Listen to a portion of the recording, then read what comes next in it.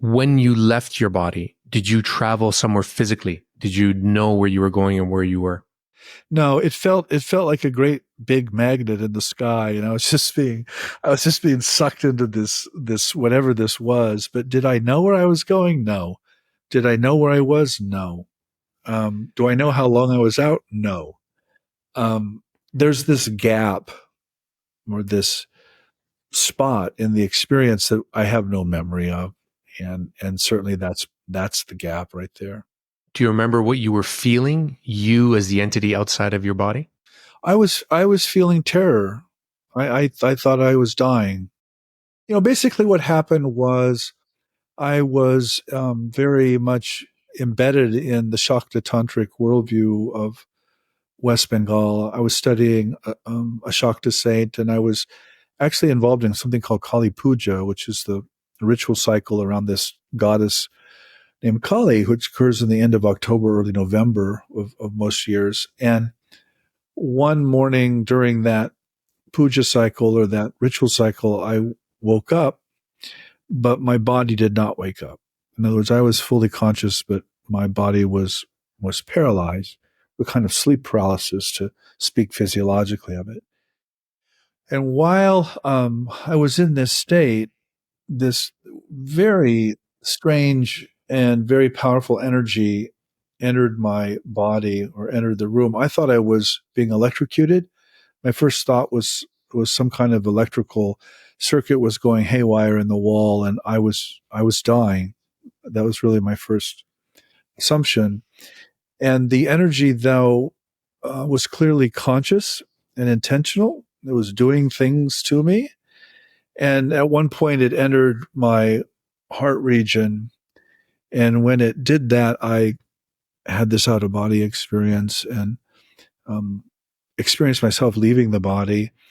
And then I came back into the body, of course, eventually. And when I did so, I felt like this tremendous energy of ideas had entered me. Later we would use this metaphor of the download, which would come with computers in the 90s and 2000s. This was the fall of 1989. So there was no computer yet, at least in my world yet, in any significant way. There was certainly no download, but this was very much a download in terms of it was an energetic experience that was also coded with information and ideas, none of which, by the way, I could have articulated, Luciano. There was no way. Even today? But no, at that time in 1989, at that time, I had no way of articulating it.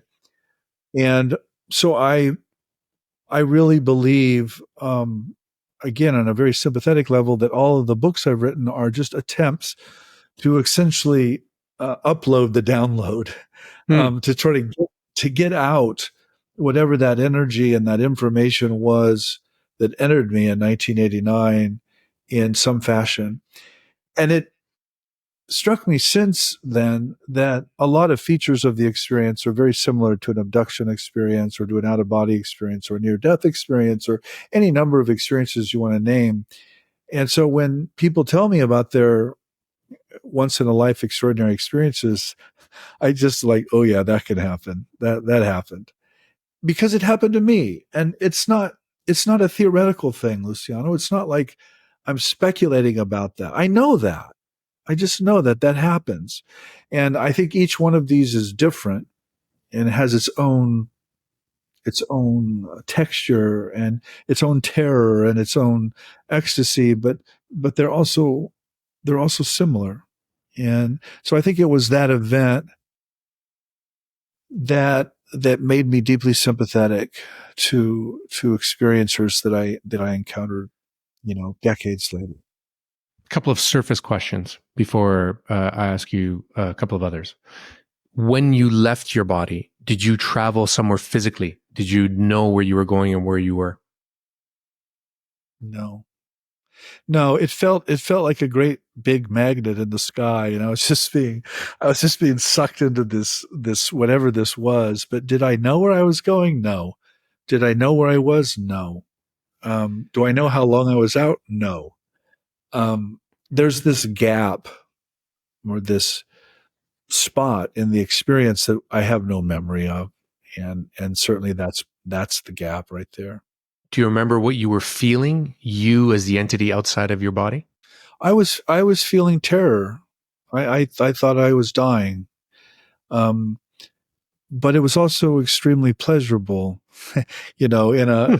in an erotic sense and in a mystical sense at the same time. So I know that doesn't make any sense, but that's what I was feeling, is that paradox of emotion and mood. Mood's a kind of pathetic word. It wasn't a mood. It was a state. It was an Huh. ecstatic state that was also a one of terror. Uh, could I make the assumption that your terror came from your current human beliefs of death being the end? Oh, I mean, sure. I mean, I think the terror is a function of just, being an animal. I mean, being a human animal, Sure, and sure. you think you're dying. And then what do you experience? Well, you experience fear. And that's what I experienced. And I don't think the object or the place to which I was being sucked into was itself terrible or terror ridden. I think terror was a response of my human organism, to be blunt about it. I don't think it was essential to where I was going or what I was. The state of the freedom of not being in your body was so joyous, but terrorizing from your human perspective. Well, yeah.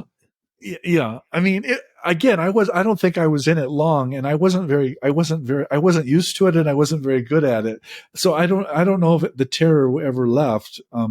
But the pleasure was also there. And I guess what I'm trying to say is the fact that I wasn't in my body was itself significant. I mean, Sure. it means I'm not my body is essentially what it means. And that was a revelation. If that were to happen to you tomorrow, would you still feel that terror? Probably. I've tried to recreate that, thousands and thousands of times. And Wow. I have, I have failed. I failed miserably. And I eventually concluded that it was a once in a life event, probably for a reason, and that it isn't to be replicated. That might be a rationalization, Luciano, but Hmm. that's clearly what I concluded, because I failed to recreate it anyway. Um, but I don't imagine myself as some kind of wise figure who could now withstand such a force. I suspect I would not withstand such a force today as I didn't when I was 27, or I guess I was 27 at that time.